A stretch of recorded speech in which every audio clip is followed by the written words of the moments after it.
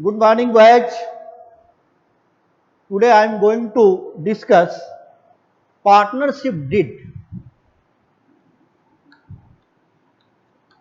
Partnership deed.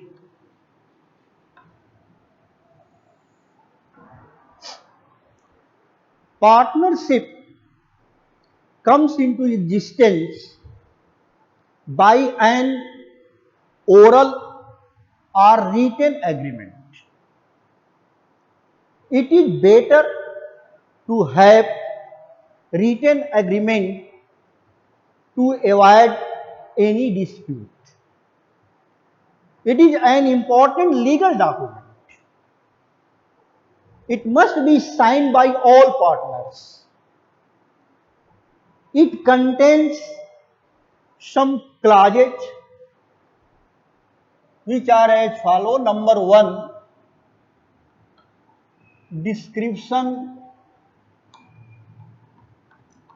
description of firm. Number two, description of partners. Number three, principal, place of business. Number four, nature of business. Number five,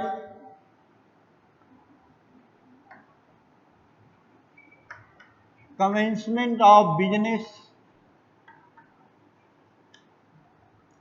Number six, capital contribution. Number seven, interest on capital. Number eight, interest on drawing. Interest on drawing.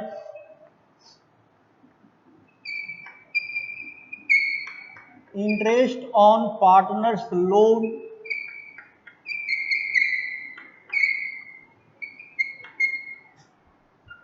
Number 10, profit sharing ratio.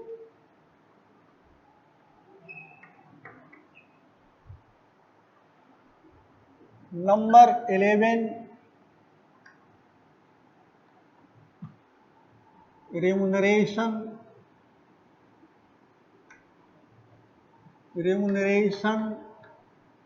to partners.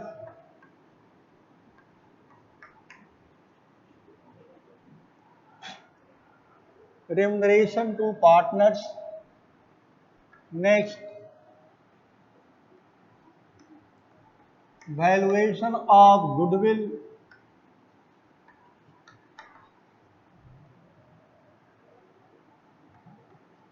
Valuation of assets.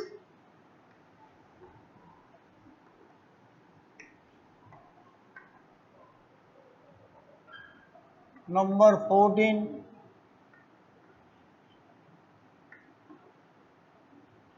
settlement of account.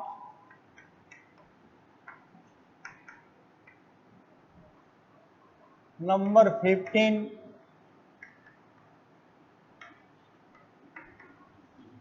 accounting period. Number 16,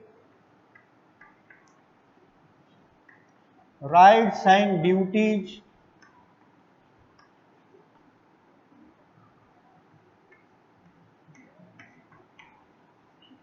Of partners. Duration of partnership.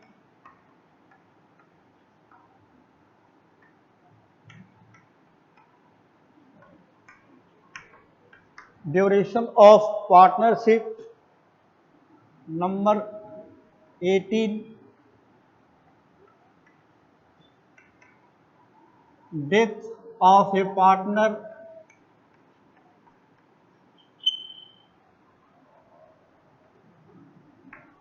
19,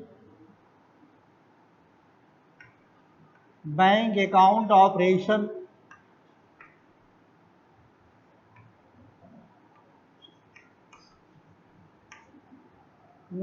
20,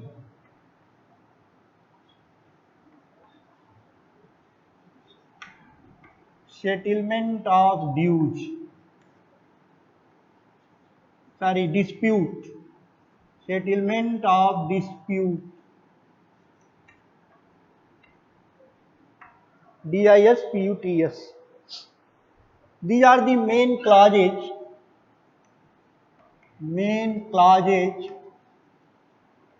of partnership deed. Partnership deed is an important document. It must be signed by all partners.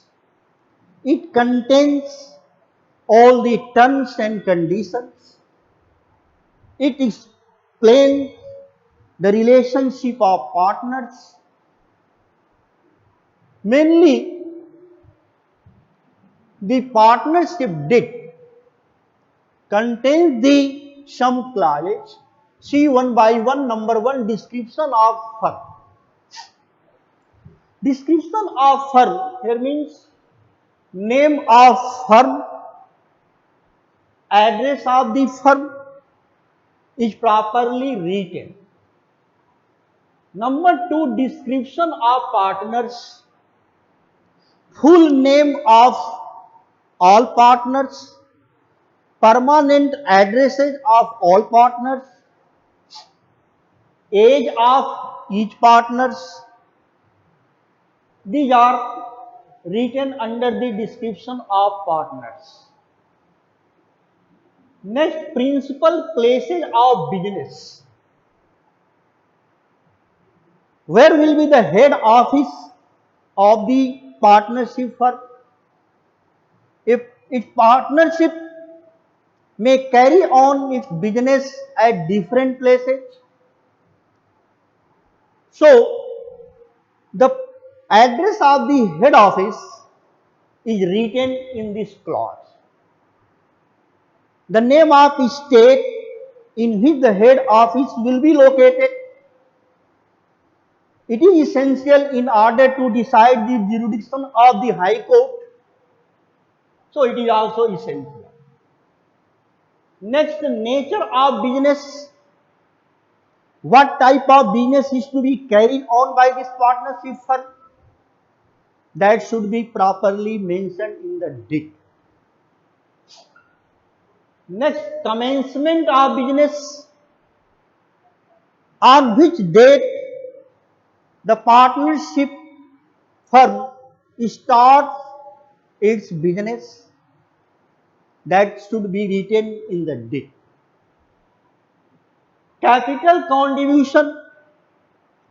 Capital contributed by each and every partner. This contribution of capital may be equal or unequal. So, the capital given by each and every partner must be written in the deed. Next, interest on capital. What would be the rate of interest on capital? If allowed, that should be mentioned in the deed so that in future there may not be any dispute in respect of interest on capital. Next point, interest on drawings. What would be the rate of interest on drawing? Whether it is to be charged or not, that should be clearly mentioned in the deed. Next, interest on partner's loan. If any partner gives loan to the firm, then what would be the rate of interest? That should be mentioned in the deed. If the deed is silent about the interest on partner's loan, then partner is entitled to get interest at the rate of 6% per annum. If the rate of interest on partner's loan is not given in the deed, then partner is entitled to get interest at the rate of 6% per annum. Next, profit sharing ratio. What would be the ratio for the distribution of profit or loss of the firm? Profit sharing ratio must be written in the deed. If the deed is silent about the distribution of profit sharing ratio, then each partner will get equal profit or loss of the firm. Next, remuneration to partners. If any partner is an active partner, then what would be the amount of salary to him? What would the amount to commission to him? That should be mentioned in the deed. And if partnership deed is silent about the salary and commission payable to active partner or working partner, then active partner or working partner has no right to get the salary or commission. If it is mentioned in the deed, then active or working partner is entitled to get the salary or commission or both. Next, valuation of goodwill means at what name of the method, what will be the name of the method for the valuation of the goodwill? There are different methods of valuation of goodwill. Number one, average profit method. Under average profit method, there are two methods. Simple average profit method. Number two, weighted average profit method. The second method of valuation of goodwill is super profit method. Number three is capitalization of profit method. Under capitalization of profit method, there is also two methods. Capitalization of average profit method, capitalization of super profit method. So there are so many methods of valuation of goodwill. So method by which the goodwill of the firm will be valued should be mentioned in the deed, so that in future there may not be any dispute regarding the valuation of goodwill. Valuation of, next point, valuation of assets. Valuation of assets, at the time of admission, retirement or death of a partner, the value of all assets are revalued again.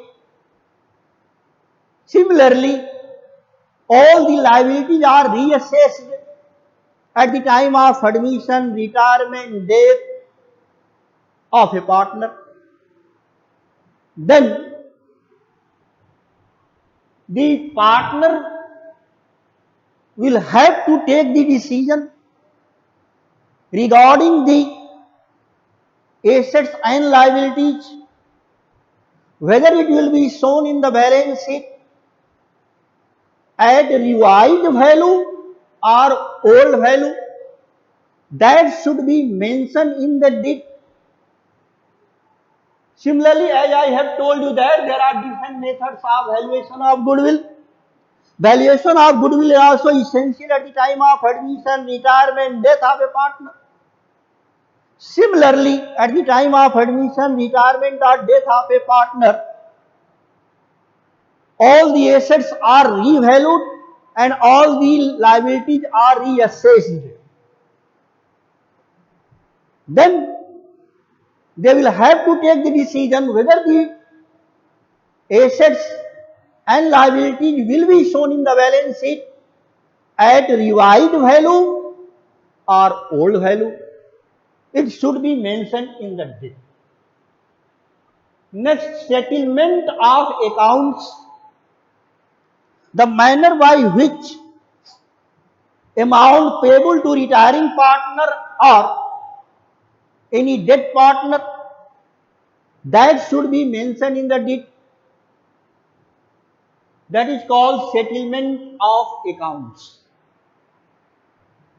At the time of retirement of any partner, total amount payable to retiring partner may be paid fully or partially or will be transferred in his loan account. That should be mentioned clearly in the partnership deed. Similarly, at the time of death of a partner, the amount payable to executors of deceased partner, whether it will be paid fully or partially or will be transferred in executor's loan account, it should be mentioned in the deed. Next, accounting period. What would be the closing date of the accounting period? Whether the accounting period will be 31st December or 31st March. Normally 31st March is the closing date of business enterprises, as it is mandatory for each and every business enterprises to submit its return of income on 31st March every year. So normally accounting period is from 1st April to 31st March. It should be mentioned in the deed that this partnership firm will follow the accounting period from 1st April to 31st March. Next, rights and duties of partners. What would be the rights and duties of partners? That should be mentioned in the deed, so that all the partners are bound to exercise his rights. Similarly, he is also bound to complete his duties properly. Next, death of a partner. When a partner dies, whether the firm will continue or will be dissolved, it should be mentioned in the deed. It is also not necessary that if any partner dies, the firm will also be dissolved. Suppose there are three partners, Mr. A, B and C dies, then A and B may continue their business, and the share of profit of deceased partner will be shared by remaining partner as per their agreed ratio or in other ratio that must be mentioned in the deed. And if they have taken the decision that at the time of death the firm will be dissolved, then they can do it. Next, duration of partnership. The partnership may be for a particular period of time. Number two, for the completion of a certain project or venture, or at will. So duration of partnership depends upon the period, or at will, or at the completion of project. For example, suppose A, B and C, they are partners in a firm. They want to construct a multi-story building. As soon as the work of construction of building is completed, then the partnership will automatically come to an end. If the partnership is formed for 10 years, as soon as 10 years expire, the partnership automatically come to an end. Number three, as per desire of the partner, the firm may come to an end. So that should be mentioned in the deed. Duration of partnership. Next, death of a partner. In case of, okay, then death of a partner, whether the firm will be dissolved or they may continue the firm. Next, bank account operation. Who will be authorized to operate the account of the partnership firm? It may be operated either by a single person or jointly by two persons. That should be mentioned in deed. Next, settlement of disputes. If the dispute arises among the partners, how can be settled? What would be procedure of settlement of dispute? Who will be arbitrator? Who will act as an umpire to settle the dispute? That should be mentioned in the deed. In addition to this, then other point may be auditing,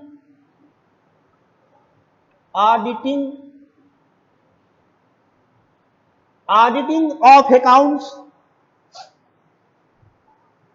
Who will be internal auditor of the firm and who will be the external auditor of the firm?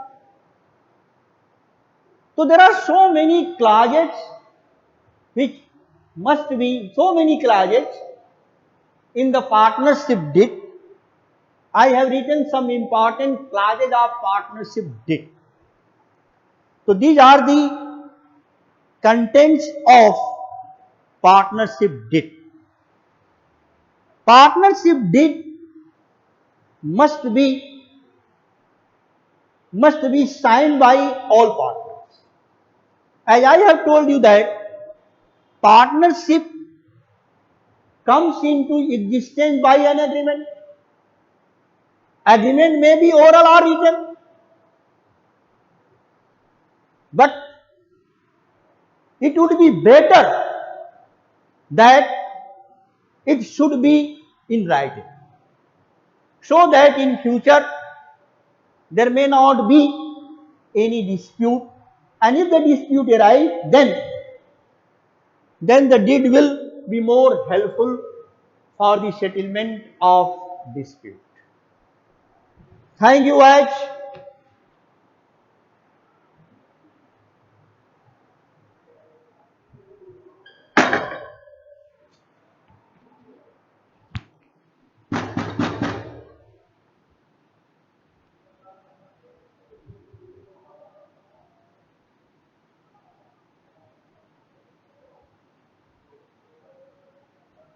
तो भाई हो गया।